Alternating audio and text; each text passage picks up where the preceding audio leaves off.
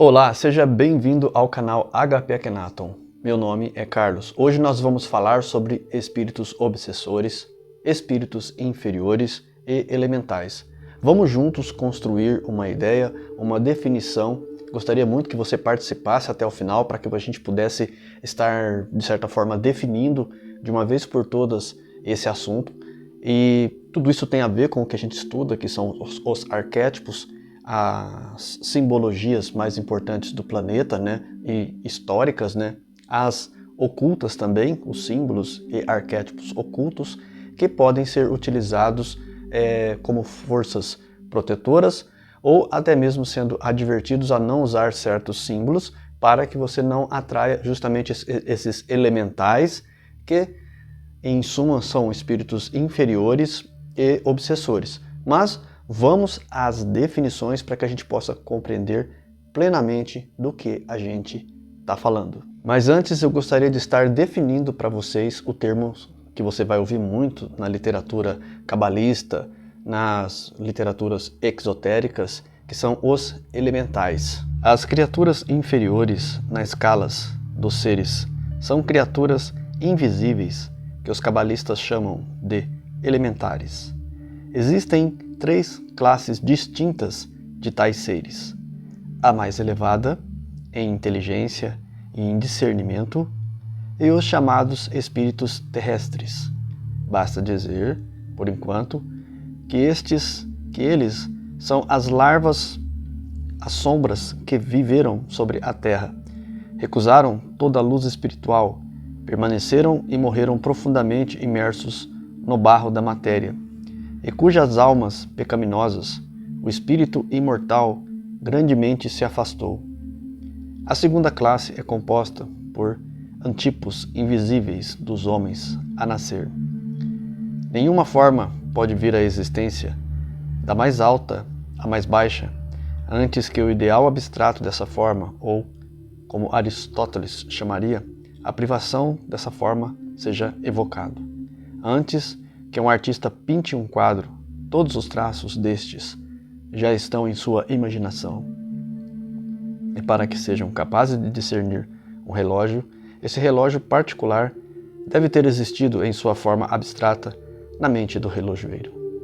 Dá-se o mesmo com os futuros homens. Nessa primeira parte, é nítido que o autor define esses seres como o caminho mais profundo que um espírito pode chegar.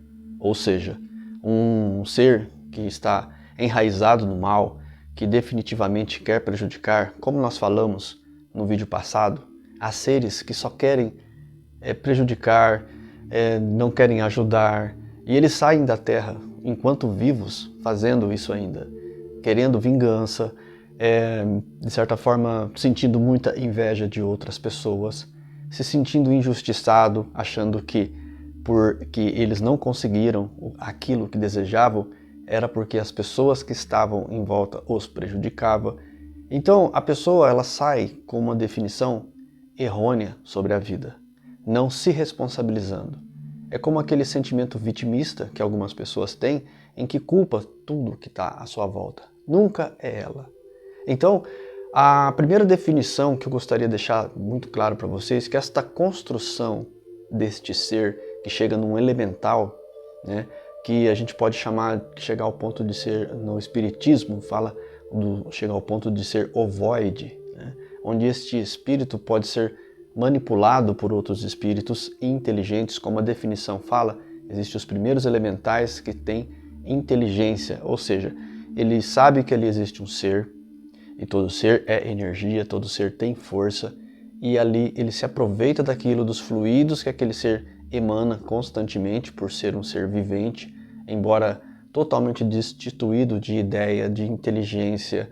Nem o princípio animalesco pode ser definido por ele, né? Porque o processo animalesco ainda é um anterior ao elemental, né? Aquela criatura que às vezes se manifesta em alguns povos, né? Chamada de lobisomem, né? Que é um homem com formas animais, né? E às vezes aparece estilos como chupa-cabra e algumas coisas que se materializam e que as pessoas não sabem definir o que é. Muitas das vezes pode ser uma força mágica muito poderosa que se manifesta nessa dimensão. Como eu tenho falado nos outros vídeos, né? A questão multidimensional é muito importante porque às vezes isso escapa de uma dimensão para outra e depois retorna, não consegue se manter muito tempo aqui na nossa dimensão, pois as energias são muito grosseiras, muito pesadas. Mas às vezes isso acontece por mentes que estão, às vezes, que são fontes facilitadoras, porque como eu sempre digo para vocês, a magia ela não é uma brincadeira, ela existe. Então alguns magistas, algumas pessoas ficam tentando fazer essas aberturas, porém sem às vezes analisar o que resultado vai conseguir com tudo isso. Esse é um assunto muito complicado, mas assim a gente entra de certa forma qualquer dia só para os membros esse tema, né, dessa parte mais poderosa, né, da magia, vamos dizer assim. Mas hoje nós vamos tratar basicamente dos elementais, ou seja, como se forma uma obsessão, né, um espírito obsessor.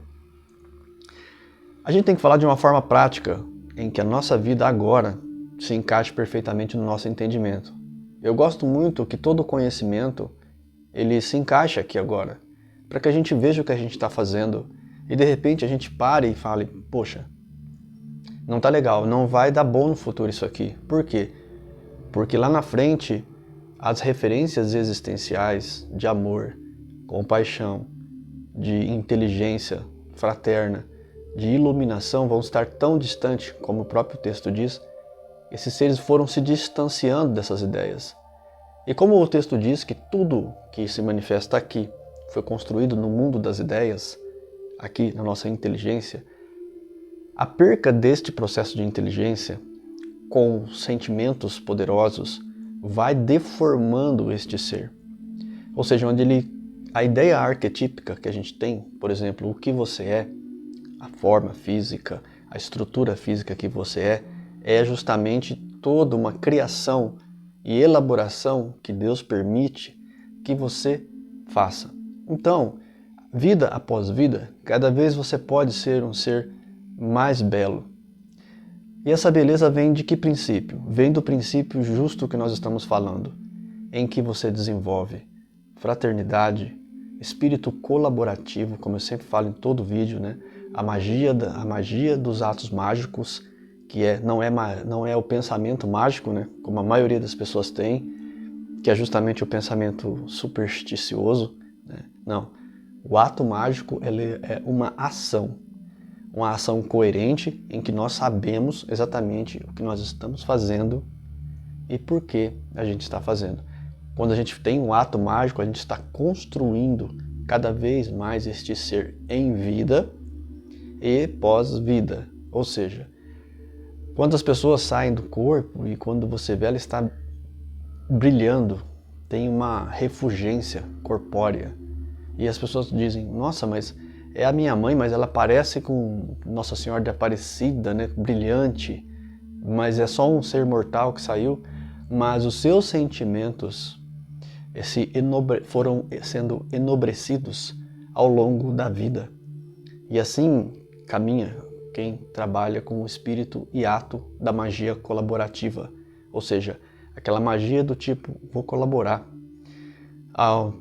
Toda hora que eu puder, de forma simples e objetiva, eu vou colaborar. De alguma forma, eu vou colaborar.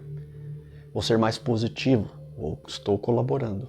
Moralmente falando, vou ser mais alegre, estou colaborando. Estou tendo um pouco mais de bom humor nas conversas, estou colaborando para o bem-estar naquela conversa. Já em oposição a isso, nós entramos no espírito que quer prejudicar. Esse espírito que a gente não chegou no obsessor ainda é o espírito que se constrói baseado na inveja, baseado no vitimismo, em que tudo dá errado para ele porque o mundo o prejudica. E ele não consegue ver que não se esforça, que não tenta, que não faz tudo para crescer, que não se motiva. E então ele quer drenar as coisas dos outros. E assim acontece durante a vida, porque esta pessoa, ao passo que ela tenta estabelecer que ela é o princípio que sofre, e todos que estão em volta, às vezes se sentem compadecidos para tentar mostrar para aquela pessoa que ela não é uma vítima, mas sim todos são vítimas, às vezes, dos mesmos fatores. Uma situação econômica de um país, por exemplo. Muita gente é vítima, realmente, da situação econômica. Mas não é só você. E não são aqueles que estão à sua volta que estão te prejudicando. Existem outras forças ali atuando para que não dê certo o seu negócio, por exemplo. Para que culminou no seu desemprego. Mas não é culpa do seu chefe, dos seus amigos, da sua família, daqueles que estão à sua volta. E a pessoa que ela não tem inteligência, porque para se tornar um elemental no nível mais baixo, são pessoas que decidiram se fechar num pequeno espaço de consciência. E dentro dessa esfera, a pessoa ela começa a atirar flechas ali dentro e essa flecha fica se ricocheteando ali dentro e não para. E isso vai cada vez comprimindo mais, porque é um fenômeno natural, porque é assim na natureza espiritual, e em que você chega naquele limite em que você vai, digamos assim, fermentar tudo aquela maldade, para depois aquilo eclodir, para novamente, normalmente esse espírito precisa de ajuda. Sozinho, às vezes ele não consegue fazer isso. Mas, em suma, o mais importante da vida é descobrir como não ser e também saber quando a gente também está tendo um processo. Eu já contei essa história aqui, mas minha professora e mestra, na época que eu estudei mediunidade, a professora Marta, essa mestra explicava o seguinte: às vezes chegava algum médium para ela e falava assim: nossa, estou vendo 5 espíritos com a senhora. E ela dizia assim: só? E ela era médium vidente, ela sabia tudo que tinha à volta dela. E ela falava só isso, e a pessoa ficava sem graça, porque a pessoa achava que iria, de certa forma, mistificar, né? Lembrando, quando a gente fala de místico, qual que é a definição que eu ensino para vocês sempre? Místico é justamente aquele que sabe se defender da mistificação. Ou seja, existe mistificação, né, de massas por propaganda política, existe mistificação de massa para consumo, existe mistificação de massa para o inconsciente coletivo. Então a mistificação da massa é um perigo. E o místico ele é especialista nisso para detectar quando uma corrente de pensamento quer mistificar uma nação, um povo, para que se tenha uma ideia X, e geralmente é assim que é disseminado, né? Então você fica vendido na história, você é o último a saber, mas o místico não. O místico ele presta atenção na vida, ele observa e entende o que está acontecendo, quando uma pessoa está tentando mistificar essa pessoa. Mas voltando, às vezes uma pessoa que tem um poder, ela tenta mistificar a outra. E essa minha professora falava: só isso? Então, a gente tem que entender que, tá, tudo bem, certas coisas existem, mas calma, não é o fim do mundo. A luz existe, a fraternidade também existe. Não há espírito obsessor que resista, por exemplo, a todos os dias 2 horas de atividade mística, de atividade espiritualizante.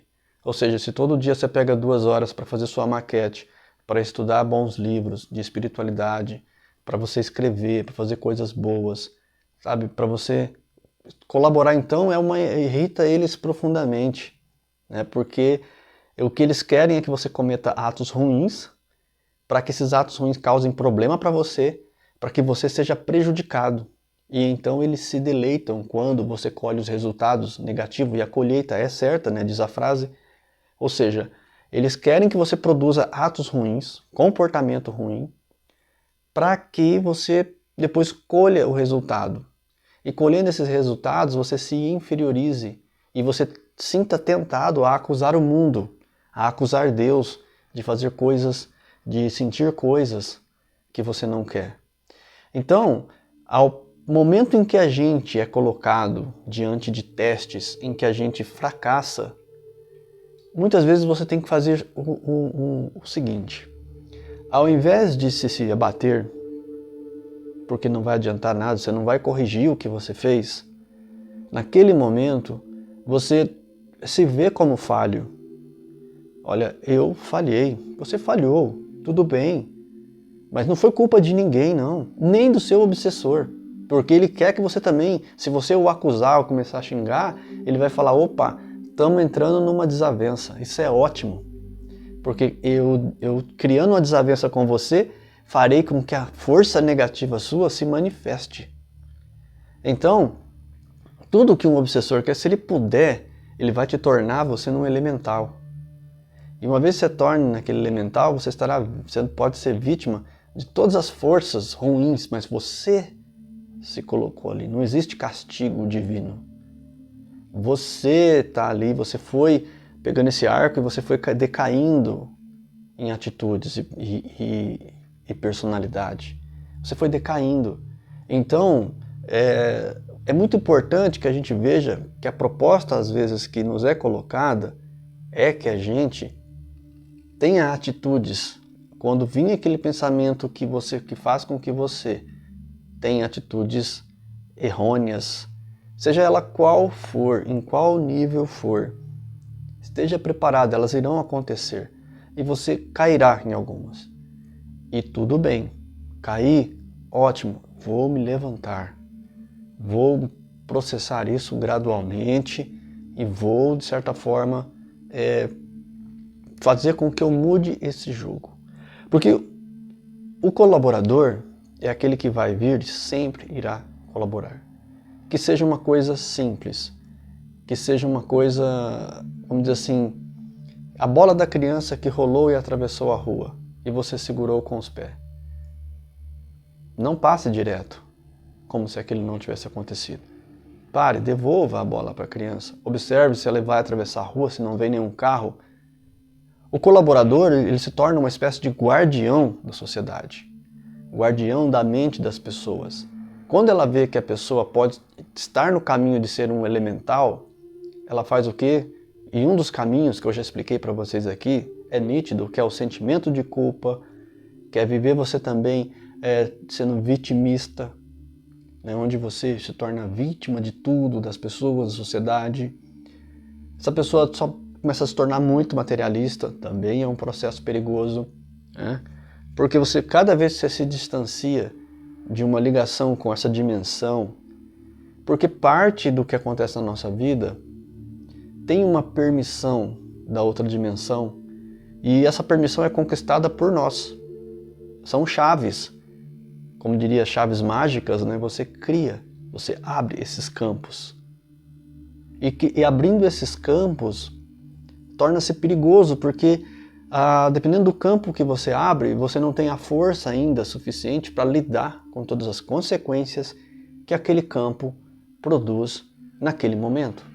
Então aí essa estrutura ela é poderosa demais para você, te constrange, te espreme e você se torna escravo das reações que aquilo vai causar. Um exemplo disso é quando, por exemplo, nós pegamos e falamos uma coisa e a gente se torna escravo das nossas palavras. Porque eu falei, agora eu tenho que fazer. Se eu não tivesse falado, não estaria naquele nível. Mas como eu fui tão veemente e falei para todo mundo que eles iam ver, que eu iria provar o que acontece comigo, minhas atitudes, minhas ações passam a ser todas coordenadas pela minha promessa, pelo meu juramento. Então, eu de certa forma acabei amaldiçoando meus próprios atos, em que eu me tornei escravo daquilo, escravo das minhas palavras, escravo da minha maldição. Então a gente tem que tomar muito cuidado quando a gente está lidando com esse tipo de pensamento. Quando eu digo que não é no cotidiano. Veja, a melhor defesa que eu sempre falo para vocês é esse espírito colaborativo. O espírito colaborativo às vezes é uma coisa simples em casa. Você tomou uma xícara de chá, um suco, comendo pipoca, assistindo um filme com seu companheiro, com seus filhos lá, e de repente você levanta para levar seu copo na pia, e você pega e você faz o que ali? Você recolhe o copo de todo mundo. Ali de todo mundo. Aquilo é tão natural, mas faz tão bem para todo mundo ali. Às vezes a pessoa está ali remoendo naquela preguiça gostosa e ela realmente não está com aquela disposição de levantar naquele momento. Ela sabe que teria que fazer aquilo e tal, mas ela está com preguiça. Às vezes você pegou ali e tal, nossa, isso é um espírito. Veja só, o que eu estou dizendo é assim. Presta atenção aqui nesse ponto. Esse momento é quando você pode fazer com que você se mova. Nunca se preocupe se o outro fez ou não fez. E vai acontecer. Vai haver momentos que você vai falar assim, ah, mas o outro não levanta a bunda da cadeira, não sei o que, não faz isso. Faz a sua parte. Agora, quando você vê que o outro está demais, está folgando demais, está muito abusivo, você deixa a parte dele para que ele faça. Mas no momento enquanto você está treinando o seu espírito colaborativo, e você vai treinar isso por muitos anos aqui comigo, eu vou sempre ensinar vocês a estar desenvolvendo isso, porque não há forças mágicas mais poderosas do que essa que eu estou ensinando para você, que é você ser o proativo, você ser o que manda na situação, e geralmente quem manda na situação é o espírito colaborador, é o guardião, como diria o ditado. Mais para frente a gente pode montar o arquétipo do guardião, em que a gente vai colocar ele em casa, mas primeiro, antes de você colocar o símbolo, você vai treinar o significado do símbolo primeiro. Nós temos que treinar o significado do símbolo muitas vezes. Imaginar este guardião que você é o protetor dos bons costumes, das boas atitudes, da boa conversa, do bom humor, das risadas, da alegria, do amor. Você é aquele que um fator que está na equipe e é um fator de equilíbrio. Você é o fator de união. Você não vai ser aquela pessoa ali dentro que é o fator que separa, que desune, que coloca um contra o outro. Não, eu vou falar coisas que colaborem para que essas pessoas possam exercer melhor sua função, sua profissão. É assim que as coisas vão se tornando perfeitas. Pense um pouco nisso, veja se faz sentido ou não. Você que chegou até aqui, que é inscrito do canal, se você não for inscrito, se inscreva. Eu convido você a se tornar membro. Os membros têm acesso aos vídeos antes. E assim, em 2000, agora no próximo ano, vou estar desenvolvendo um grupo, né, de WhatsApp com os membros para que eu possa transmitir coisas assim, material que eu não posso transmitir pelo YouTube. Um livro em PDF, um vídeo que às vezes o YouTube bloquearia por conta de direitos autorais, conteúdos massa, conteúdos cabeça, conteúdos pra frente. E a gente nesse grupo só vai trocar esse tipo. Não vou aceitar bom dia, boa tarde, não é para isso. É para que a pessoa pegue o que ela acha de melhor, que chegou para ela através de WhatsApp, que ela acha que chegou para ela através de uma outra cultura, um livro PDF, que ela coloque nesse grupo à disposição de todos o melhor que ela possa oferecer. Será um jeito da gente treinar essa colaboração. Então, chegou para você um vídeo, um livro muito bom em PDF, você tem ali, você pegou um curso que você comprou, você vai dividir nesse grupo, você vai colaborar para esse grupo virar uma cabeça, uma mente, e assim, vou ter acesso a um conhecimento, seja para ter melhores investimentos, ganhar dinheiro, seja para ter uma melhor espiritualidade, passeios, ofertas de viagem, coisas agregantes, coisas fortes, coisas que falam assim, meu, só dividiria com a minha família e estou repassando para esse grupo. Esse grupo de membros será desse jeito. É assim que eu quero. Uma exclusividade de conhecimento, uma exclusividade de material, de materialidade. E que possa também você falar assim, ao a gente encaminhar coisas boas através do WhatsApp, por exemplo, é uma forma de colaborar com a vida das pessoas também. Ok? No próximo vídeo a gente continua o nosso assunto dos elementais. Serenidade profunda em seu coração, eu me torno você.